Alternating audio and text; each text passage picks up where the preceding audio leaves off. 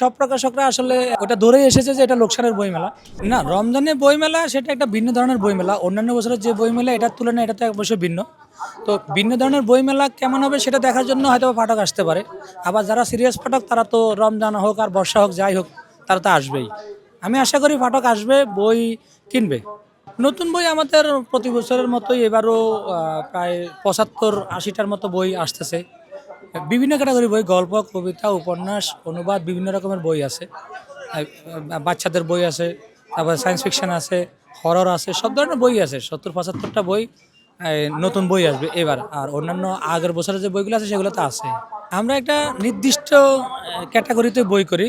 আমরা স্ট্যান্ডার্ড কোয়ালিটিতে বই করি, খুব বেশি লো কোয়ালিটিতে বই করি না, আবার অনেক বেশি হাই যে বইয়ের অনেক রংচং করে সেরকম বই আমরা করি না সাধারণত। একটা স্ট্যান্ডার্ড কোয়ালিটি যেটা যে মানে সাধারণ পাঠকদের জন্য কেনার জন্য সহজ হবে, যেটা প্রাইস বান্ধব হবে, আবার হলো গিয়া দেখতে সুন্দর হবে, গুড লুকিং মানে স্মার্ট বই হবে, অনেক বেশি চাকচিক্য না, আবার একবারে বাজেও না। দাম আসলে এখন তো কাগজ কালি বা বাইন্ডিংয়ের যে দাম তাতে বইয়ের দাম স্বাভাবিকভাবে বেশি। তো আমরা চেষ্টা করিতে আমাদের খরচ এবং কি যতটুকু লাভ না করলে আমরা সার্ভাইভ করতে পারবো না, ততটুকু মেনটেন করেই আমরা আমাদের দামটা নির্ধারণ করি।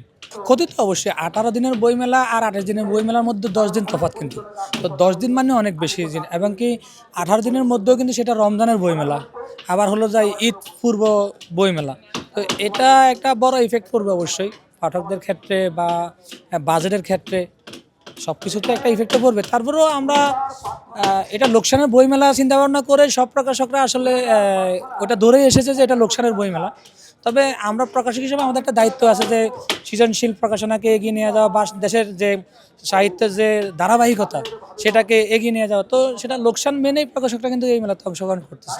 এটা হলো প্রকাশকরা আসলে সারা বছরই প্রস্তুতির মধ্যে থাকে। বিশেষ করে আমরা আমি আমার প্রিয় বাংলার সম্পর্কে বলতে পারি যে আমরা আসলে গত 6 মাস আগ থেকেই বইমেলা নিয়ে একটা প্রস্তুতি চলে, যে কোন কোন বই আসবে, কি বই আসবে, ওগুলোর কারেকশন, তারপরে বই সংগ্রহ, পাণ্ডুলিপি সংগ্রহ, এবং কি এগুলো ছাপা বাইন্ডিং থেকে শুরু করে বা স্টল কীরকম হবে, কেমন কী স্টল, কোথায় স্টল হলে আমরা কীভাবে সাজাবো, এগুলো সব কিছুই মানে স্টল ডেকোরেশন থেকে শুরু করে সব কিছুর একটা আগাম প্রস্তুতি তো বসে থাকে। আর যেহেতু প্রতি বছরই বইমেলা করি সেক্ষেত্রে আমাদের একটা এক্সপিরিয়েন্স আছে, বা প্রতি বছরের বইমেলার প্রতি বছরের কাজ, যেহেতু একই কাজ বারবার করি, তো সেক্ষেত্রে একটা অভিজ্ঞতাও এখানে একটা বড় ফ্যাক্ট। এটাতে আসলে একদিকে রমজান, একদিকে হলো যায় নির্বাচন। দেশের পরিস্থিতি গত 15 দিন আগেও একটা টালমাটাল অবস্থায় ছিল।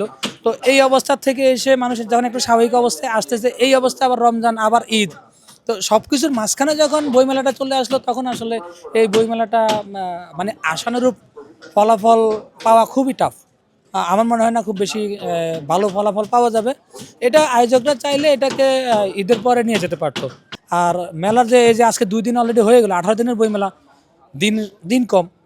এটার মধ্যে থেকে আবার দেখা যাচ্ছে যে আজকে 2 দিন হয়ে গেলে এখনো মধ্যে অ্যাকচুয়ালি ডেকোরেশন হয় নাই, মাঠে এখনো ময়লা, মানুষজন হাঁটতে পারতেছে না, পাঠকরা যে এখানে এসে হাঁটবে বা বই কিনবে, স্বাচ্ছন্দ্য বোধ করবে, সেটা কিন্তু হচ্ছে না এখানে।